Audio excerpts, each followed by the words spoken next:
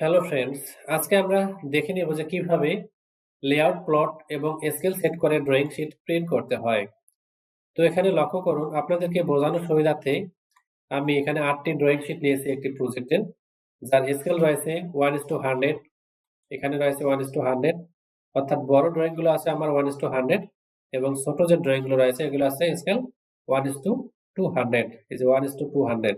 Just for example, এখানে একটি caretaker room রয়েছে যার ডাইমেনশন 4 মিটার ইন্টু 3.74 মিটার। এখন যদি আমি এই ড্রয়িংটিকে প্রিন্ট করতে চাই, আমার ড্রয়িংটির স্কেল রয়েছে 1:100, তাহলে প্রিন্ট করার পরে আমি এই 4 মিটার সমান 4 সেন্টিমিটার দেখতে পারবো। অথবা আমার এই ড্রয়িংটির স্কেল যদি 1:200 হয়, সেক্ষেত্রে এই 4 মিটার সমান প্রিন্ট করার পরে আমি 2 সেন্টিমিটার দেখতে পারবো। অর্থাৎ 1:100 স্কেল মানে হচ্ছে আমরা 6 গুণ ছোট আকারে প্রিন্ট করতে পারবো, আর 1:200 স্কেল মানে হচ্ছে আমরা 200 গুণ ছোট আকারে প্রিন্ট করতে পারবো। তো এটাই হচ্ছে মূলত স্কেলিং সিস্টেম। তো স্কেল কিন্তু আমাদের বিভিন্ন ধরনের রয়েছে। তো এখানে যদি আমরা আসি, দেখো এই যে এখানে আমরা স্কেল দেখতে পারবো, কতগুলো স্কেল রয়েছে। হ্যাঁ, এখান থেকে আমরা স্কেল করে নিতে পারবো ড্রয়িং গুলোকে। অথবা আমরা যে স্কেলে ড্রয়িং করতে চাই সেটা যদি না থাকে, তাহলে আমরা কিন্তু এই কাস্টম থেকে কিন্তু অ্যাড করতে পারবো। এই যে কাস্টমে আসলাম, এখানে অ্যাড, দেন এখানে আমরা স্কেলের নাম দেব। সাপোজ আমি দিলাম এখানে 1:2 দিলাম, আমি 1:50 দিলাম, আমি 1:50। দেন এখানে আমাদের পেপার ইউনিট কিন্তু আমাদের 1 থাকবে এবং ড্রয়িং ইউনিট কিন্তু এখানে আমরা 50 করে দিব। তাহলে এখানে আমাদের যেহেতু 50 দিয়েছি, যদি 1:100 দিতাম তাহলে এখানে আমাদের 100 হতো। হ্যাঁ, তো আমরা এখানে যেহেতু 1:50 দিয়েছি তাই এখানে 50 দিলাম, দেন আমি ওকে করে দিলাম। তো এভাবে আমি এই স্কেলটি সেট করে নিলাম 1:50। তো এভাবে আমরা এখান থেকে অ্যাড করে নিব যে আমাদের স্কেলগুলো দরকার, দেন এখানে ওকে দিয়ে দেব। তো এখন আমরা দেখে নেব যে কিভাবে লেআউট সেট করতে হয়। তো আমি প্রথমে এখানে এই প্লাসটিতে ক্লিক করলাম একটি। তো এখানে আমাদের লেআউট 2 চলে আসলো, লেয়ার 2টাকে সিলেক্ট করলাম। সিলেক্ট করার পরে এখন আমরা এই ড্রয়িংগুলোকে সিলেক্ট করে কিবোর্ড থেকে ডিলিট চাপ দেব। দেওয়ার পরে আমাদের এই পেজটিকে সেটআপ করে নিতে হবে। তো পেজটিকে সেটআপ করার দুটি পদ্ধতি রয়েছে। এখানে লেআউটে যদি আমরা মাউসের রাইট বাটন ক্লিক করি, তাহলে আমরা এখানে পেজ সেটআপ ম্যানেজার থেকেও সেটআপ করে নিতে পারবো। যেখান থেকে আমরা সেটআপ করে নিতে পারবো মডিফাই ক্লিক করে। অথবা আমরা এখানে লেআউটে ক্লিক করে দেব। লেআউটে ক্লিক করলে কিন্তু আমরা এখানে পেজ সেটআপ দেখতে পারবো। এই পেজ সেটআপে ক্লিক করব, দেন এখানে মডিফাই, দেন আমরা এখানে প্রিন্টারের নাম দেব।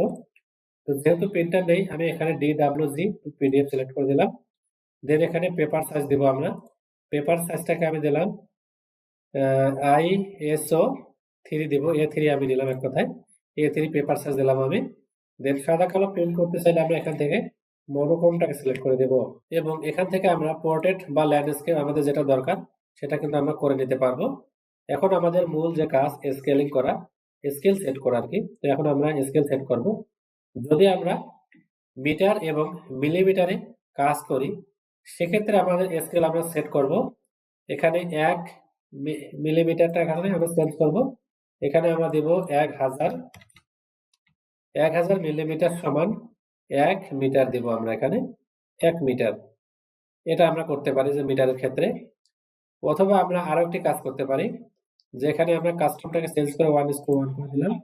দেন এখন আমি এখানে দেব 1 মিলিমিটার সমান, এখানে হবে আমার 0.001 মিটার। এটাও কিন্তু আমরা সেট করতে পারি। যেখানে আমার 1:1, এখানে 1 মিলিমিটার সমান হচ্ছে আমার 0.001 মিটার বা 1 ইউনিট। মিটার এবং মিলিমিটারের ক্ষেত্রে আমরা এই দুটো স্কেল কিন্তু আমরা সেট করতে পারি। যদি আমরা ফিট এবং ইঞ্চিতে কাজ করি, সেক্ষেত্রে কিন্তু আমাদের স্কেল চেঞ্জ হবে। সেক্ষেত্রে আমাদের স্কেল এখানে আমরা দিতে পারি যে 1 মিলিমিটার সমান, এখানে আমাদের 1 মিলিমিটার সমান আমরা দিতে পারি যে 0.03937 এত ইঞ্চি। ঠিক আছে, এটা আমাদের এত ইঞ্চি, এত ইউনিট বা এত ইঞ্চি। অথবা কিন্তু আমরা আরো একটি স্কেল সেট করতে পারি ফিট এবং ইঞ্চির ক্ষেত্রে। আমরা এখানে কাস্টম করে দিতে পারি। এখানে আমরা কাস্টম করে দিলাম। কাস্টম দেওয়ার পর এখানে কিন্তু আমরা দিতে পারি যে 25.4, এই 25.4 মিলিমিটার সমান কিন্তু আমার 1 ইঞ্চি হয়, ঠিক আছে, বা 1 ইউনিট। তো এটাও কিন্তু আমরা সেট করতে পারি ফিট এবং ইঞ্চির ক্ষেত্রে। তো দেন এখন আমি যদি আমার সব ঠিক থাকে তাহলে এখন আমি এখানে জাস্ট ওকে করে দেব এবং অবশ্যই আমাদের এখানে কিন্তু লেআউট থাকবে। এটা মাথায় রাখতে হবে। দেন আমি ওকে দিয়ে দিলাম। দেন এটাকে ক্লোজ। তো এখানে আমাদের পেজটা কিন্তু সেটআপ হয়ে গেল A3 সাইজের। এখানে একটু লক্ষ্য করুন এখানে কিন্তু একটা বাউন্ডারি বক্স রয়েছে। অবশ্যই আমাদের ড্রইং গুলোকে কিন্তু এই বাউন্ডারি বক্সের ভিতরে রাখতে হবে। তা না হলে কিন্তু প্রিন্ট করার সময় ড্রইং গুলো কেটে যাবে। তো এখন আমি এখানে রেক্টেঙ্গেলে ক্লিক করব। রেক্টেঙ্গেলে ক্লিক করার পর আমাদের যে বাউন্ডারি বক্সটি আছে এই বক্সের সমান অথবা এই বক্সের চেয়ে ছোট ভিতরের দিকে আমরা একটি রেক্টেঙ্গেল ক্রিয়েট করব। এই যে এখানে আমি একটি রেক্টেঙ্গেল ক্রিয়েট করে দিলাম ভিতরে অথবা এর সমান। তাহলে আমাদের সবগুলো ড্রইং কিন্তু এখানে চলে আসলো। এখন এখানে লক্ষ্য করুন এখানে দুটো অপশন আমরা পাবো। একটা হচ্ছে মডেল স্পেস এবং অপরটি হচ্ছে আমাদের পেজ সেটআপ। বর্তমানে আমরা পেজ সেটআপে আছি। যদি আমি মডেল স্পেসে যাই তাহলে দুই ভাবে আমি যেতে পারি। এখানে ডাবল ক্লিক আমি করলেও কিন্তু আমি মডেল স্পেসে যেতে পারি অথবা কিবোর্ড থেকে যদি আমি MS দিয়ে এন্টার দেই সেক্ষেত্রেও কিন্তু আমি মডেল স্পেসে যেতে পারি। অর্থাৎ আমার মডেল স্পেসে গেলে আমার ড্রইং গুলো শুধু জুম ইন এবং জুম আউট হবে। পেজটি কিন্তু আমার জুম ইন জুম আউট হবে না। এখন যদি আমি পেজ সেটআপে চলে আসি অর্থাৎ পেজটিকেও যদি জুম ইন জুম আউট করতে চাই সেক্ষেত্রে আমি কিন্তু কিবোর্ড থেকে PS দেন এন্টার দিলাম। দেখুন এখন কিন্তু আমার পুরো পেজটি কিন্তু জুম ইন এবং জুম আউট হচ্ছে।